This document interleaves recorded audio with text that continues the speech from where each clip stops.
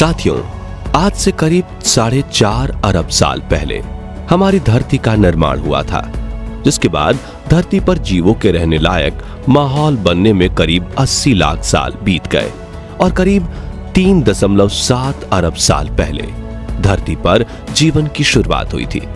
फिर धीरे धीरे समय बीतता गया और इस बीच धरती पर कई जीवों ने जन्म लिया, तो कईयों ने कुदरत के बदलावों के सामने घुटने टेक दिए, जिससे उनका अस्तित्व हमेशा हमेशा के लिए खत्म हो गया। बदलाव का सिलसिला यूं ही चलता रहा और करोड़ों साल के विकास की इस प्रक्रिया में दुनिया के सबसे बुद्धिमान जीव यानी इंसानों ने जन्म लिया, जिन्होंने अपनी बुद्धिमत्ता से धरती का नक्शा ही बदल दिया। ऊंची ऊंची इमारतों से लेकर बड़ी बड़ी सरहदें बनाने तक पिछले कुछ हजार सालों में इंसानों ने काफी ज्यादा प्रगति की है। और एक वक्त आने पर हमें यह पता चला कि अरबों साल पहले हमारे पूर्वज धरती पर मौजूद पानी की पनाह में जन्मे होंगे, जिसके बाद विकास के कई चरणों को पार करते हुए इंसान बने होंगे। आज हम इस खूबसूरत धरती को लाखों तरह के अन्य जीवों के साथ साझा करते हैं, जिनमें से बंदर और चिंपैंजी जैसे कुछ जीव हमारे करीबी हैं, जिनका डीएनए हमसे मेल खाता है। वहीं कुछ जीवों का अस्तित्व हमसे बिल्कुल अलग और अनोखा है। लेकिन विज्ञान कहता है कि इस दुनिया में मौजूद हर जीव के पूर्वज एक ही हैं। ये बात सुनने में जितनी अटपटी है, यकीन करने में उतनी ही मुश्किल। इसलिए आज हम जीवों के अस्तित्व की इस गुत्थी को सुलझाकर इसे आसान भाषा में समझने की कोशिश करेंगे। तो बने रहिएगा हमारे साथ अरबों सालों के इस रोमांचक और ज्ञानवर्धक सफर पर। हमारे सफर में सबसे पहले हमें कुदरत के विकास का तंत्र समझना होगा, जो एक ऐसे कठोर और बेरहम नियम से चलता है जो धरती पर आदिकाल से लागू है। कुदरत का चुनाव या नेचुरल सिलेक्शन के नाम से जाने जाने वाला यह नियम तब से काम कर रहा है जब से धरती पर जीवन की शुरुआत हुई थी, और इसका अंत भी तभी होगा जब धरती का सबसे आखिरी जीव अपने अस्तित्व को अलविदा कहेगा।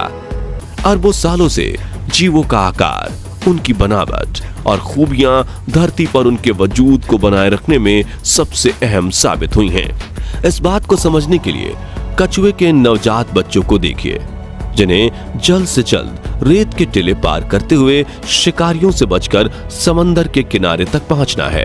अब जो बच्चे तेज और फुर्तीले होंगे, वो अपने सफर को पार करते हुए पानी में पहुंचकर अपने नए जीवन की शुरुआत करेंगे। लेकिन जो बच्चे कमजोर होंगे, वो शिकारियों के हत्थे चढ़ जाएंगे और जन्म लेते ही उन्हें इस दुनिया को अलविदा कहना पड़ेगा। ठीक इसी तरह पानी में रहने वाली छिपकलियों की प्रजाति मरीन इग्वाना भी इस नियम को समझाती है। नवजात मरीन इग्वाना जब अंडे से बाहर निकलती हैं, तो कई सांप और अन्य शिकारी उसका शिकार करने की फिराक में रहते हैं, और इन बच्चों में जो फुर्ती दिखाकर रेत के टीलों पर छलांग लगाती हुई दूर भाग जाती है, वो बच जाती है और कमजोर शिकारियों के झपेटे में आ जाती हैं।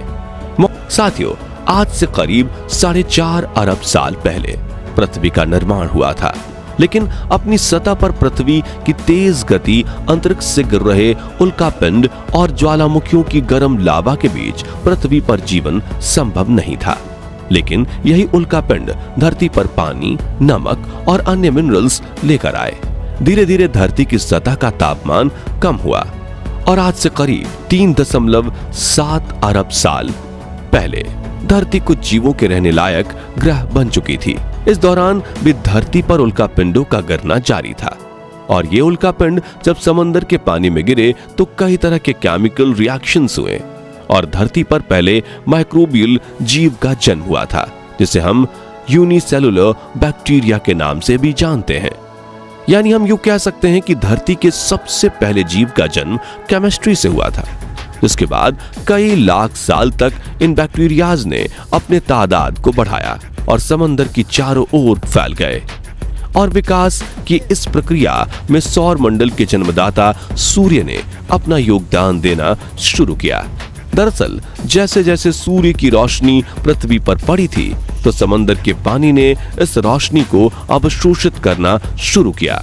अंदर रहने वाले माइक्रो ऑर्गेनिज्म ने धरती पर मौजूद कार्बन डाइऑक्साइड को पानी और ग्लूकोज में तोड़ा, जिससे पूरा समंदर ऑक्सीजन से भर गया और कई माइक्रोबियल जीवों का जन्म हुआ। इसी ऑक्सीजन ने पानी से ऊपर उठकर वातावरण का निर्माण शुरू किया, लेकिन अभी भी धरती पर कोई पेड़ पौधा या जीव नहीं था। इस तरह हजारों सालों तक कभी ऑक्सीजन बढ़ने की वजह से वातावरण शांत हुआ, तो कभी टेक्टोनिक प्लेट्स में दरार आने की वजह से ज्वालामुखी का विस्फोट हुआ और वातावरण में कार्बन डाइऑक्साइड का कब्जा होने से एसिड की वर्षा तक हुई। लेकिन इन सभी चरणों में पृथ्वी पर अनेक केमिकल प्रोसीजर चलती रही और इस ग्रह की सतह और वातावरण में लगातार बदलाव आते रहे और आखिर में जब वातावरण व समंदर में ऑक्सीजन की मात्रा सही होने लगी, तभी गहरे समंदर में रहने वाले जीवों का विकास होने लगा। वॉर्म्स से लेकर स्केलेटन वाले जीवों ने जन्म लिया। महासागर में बैक्टीरियाज के विकास से जीवों के साथ साथ बड़े बड़े पौधे भी उगने लगे। इस तरह से समंदर के अंदर करीब 10,000 प्रजातियों के जीव रहने लगे थे। लेकिन धरती आज भी वीरान पड़ी थी, जिसका सबसे बड़ा कारण था सूरज की किरणों से पैदा होने वाली रेडिएशन। लेकिन समय के साथ पानी और वातावरण में मौजूद ऑक्सीजन का रेडिएशन के साथ रिएक्शन हुआ और ओजोन गैस का निर्माण हुआ, जिसने एक चादर की तरह पृथ्वी को चारों ओर से ढक लिया और सूरज से आने वाली हार्मफुल रेडिएशन को पृथ्वी के वातावरण में प्रवेश करने पर रोक लगा दी, जिससे धरती पर जीवों के विकास की प्रक्रिया शुरू हुई। और करीब 3 अरब साल पहले धरती की सतह पर पहला पौधा उगा, जिसके बाद धीरे धीरे समंदर की तरह धरती की सतह पर भी अनेकों किस्म के पेड़ पौधे उगना शुरू हुए। आपको ये जानकर हैरानी होगी कि इसी विकास क्रम में हमारे दूर के पूर्वज यानी मछलियों का भी विकास हो रहा था। कुछ मछलियों के पैरों का विकास हुआ था और खाने व रहने की तलाश में इन पैरों वाली मछलियों ने पहली बार धरती पर कदम रखा था व यहाँ रहना शुरू किया था, जिसके बाद इनका एवोल्यूशन हुआ और कई जीवों का विकास हुआ, जिसकी शुरुआत लैंड रेप्टाइल्स से हुई और इनके एवोल्यूशन से कई डायनासोर्स ने जन्म लिया। दूसरी ओर प्रकृति ने कई बड़े बड़े जंगलों का निर्माण किया था, जो इन डायनासोर्स और अन्य जीवों का घर बन चुके थे। समय के साथ साथ ये विकास की प्रक्रिया यूं ही चलती रही और आज धरती पर जीवों की करीब 87 लाख प्रजातियां मौजूद हैं। ये विकास आज भी चल रहा है। दोस्तों, धरती पर जीवन की शुरुआत से जुड़ी ये जानकारी आपको कैसी लगी? कमेंट करके जरूर बताइए और इस डॉक्यूमेंट्री वीडियो को बनाकर आप तक ज्ञान पहुंचाने की हमारी पहल पसंद आई हो तो वीडियो को लाइक और शेयर जरूर कर दीजिएगा। साथ ही ऐसे ही कमाल के वीडियोस देखते रहने के लिए हमारे चैनल को सब्सक्राइब और जरूर कर लीजिए। धन्यवाद।